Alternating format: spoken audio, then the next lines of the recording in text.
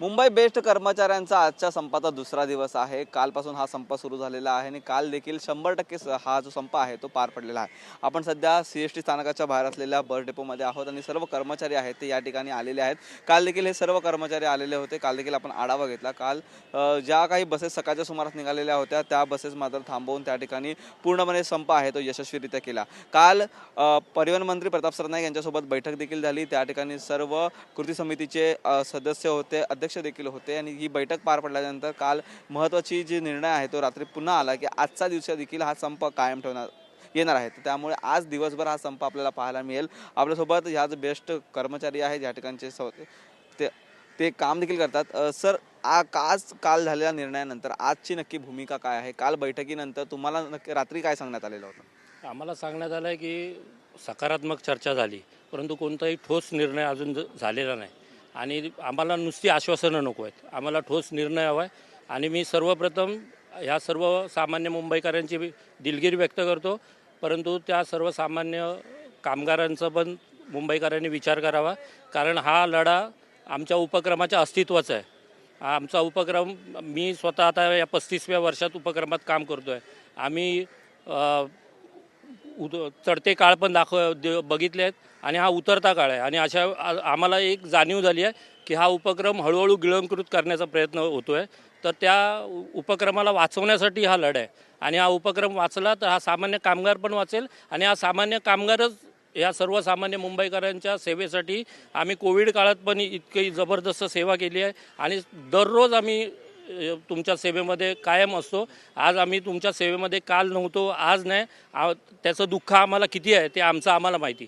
आमची पण इच्छा आहे की लवकरात लवकर संप मिटावा। सरकारने सकारात्मक चर्चेपेक्षा आम्हाला ठोस निर्णय देऊन हा संप मिटवावा, जेणेकरून आम्ही ताबडतोब कामावर जायला तयार आहोत। परंतु सरकारने आणि सर्वसामान्य मुंबईकरांनी आम्हाला साथ द्यावी अशी आमची मनापासून इच्छा आहे। एक विलिनीकरणाची मागणी आहे ती लावून धरलेली आहे। सर्व मागण्यांपेक्षा ही विलिनीकरणाची मागणी खूप महत्त्वाची आहे। किती महत्त्वाची ही मागणी आहे, किती फायदा होईल? कारण का याच्यामध्ये BSTचा पुऱ्या अखंड याच्यामध्ये BSTचा एवढा फायदा आहे ना, तर मी एक सेवानिवृत्त कर्मचारी आहे। मी 24मध्ये रिटायर झालो, अजून मला एक ग्रॅज्युएटी भेटली नाही आहे। पण त्या ग्रॅज्युएटीमध्ये मुख्यमंत्री अजून त्यांच्याकडे किती आश्वासन देणार आम्हाला ह्याची कल्पना नाही आहे। आणि हा येणारा संप आहे तो आम्हाला काय हाऊस नाही संप करायची, मुंबईकरांना भेटी धरायची आम्हाला काय हाऊस नाही आहे। मुंबईकर आमचे आहेत आणि आम्ही मुंबईकरांचे आहेत। BST मुंबईकरांची जीवनवाहिनी आहे। त्यामध्ये हे जे सगळं चर्चा झाली आहे ह्या लोकांनी ठोस निर्णय द्यावा की बाबा तुम्हाला आज आम्ही आणि विलिनीकरणाचा एवढा प्रश्न 16पासून ढकललेला आहे। 16 ते 19 हे आमचे ग्रॅज्युएट एरिया झाले नाही आहे आणि 19 ते 24 अजून पण हे लोक आश्वासन देत आहेत, फक्त कागदी देत नाही, फक्त दोन्ही बोलून देत आहेत। आणि याच्या अर्थ या लोकांना पूर्ण लक्ष द्यावं आणि BSTचा कामगार हा आपला महाराष्ट्राचा कामगार आहे, मुंबईतला कामगार आहे। हे तुम्ही जाणीवपूर्वक तुम्ही विचार करून, हा मराठी माणूस आहे आणि मराठा माणसाला जर तुम्ही वाऱ्यावर सोडलात तर तुम्हाला कोणी विचारणार आहे मुंबईमध्ये। या मुंबईची जीवनवाहिनी म्हणजे BST आहे। जशी रेल्वे चालते ती BST पण चालते आहे BSTमध्ये।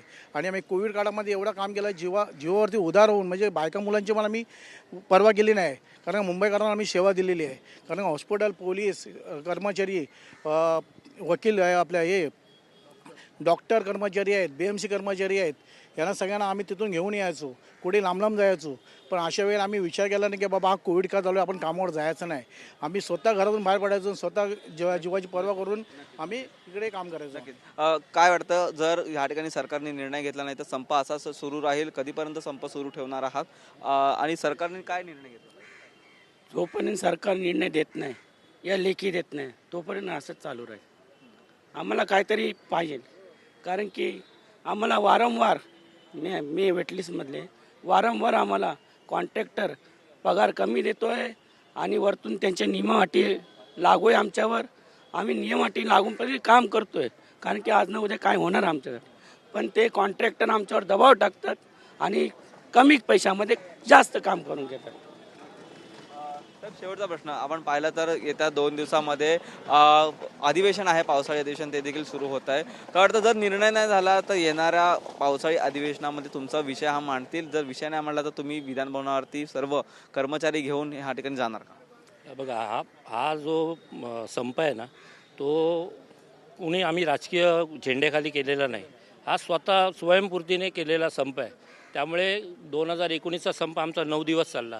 आम्ही ह्या संपाची मानसिक तयारी केलेली आहे। जो काय जे कृती समितीचं जे आमचे नेते आहेत ते जे काय निर्णय घेतील आणि सर्व कामगारांच्या याने जो काय निर्णय होईल त्या निर्णयानुसार आम्ही चालणार आहोत.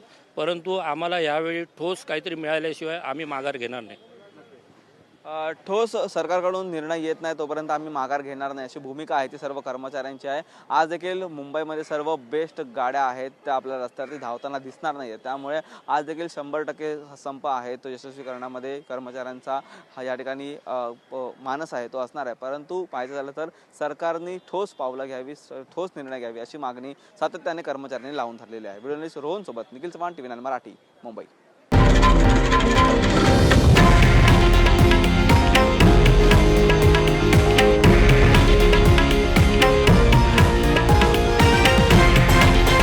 हे आहे देशातील नंबर 1 न्यूज नेटवर्क आणि आपण पाहत आहात TV9 मराठी, एकमेव.